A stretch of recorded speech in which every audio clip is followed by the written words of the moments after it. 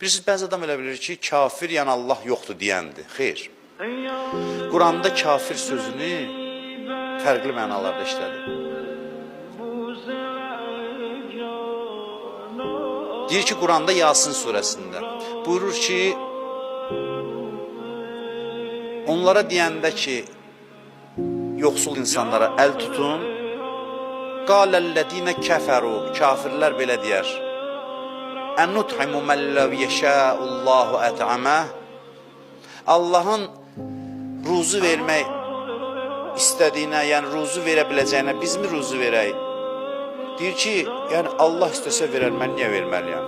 Ruzu Allahın əlindədir, versin ona.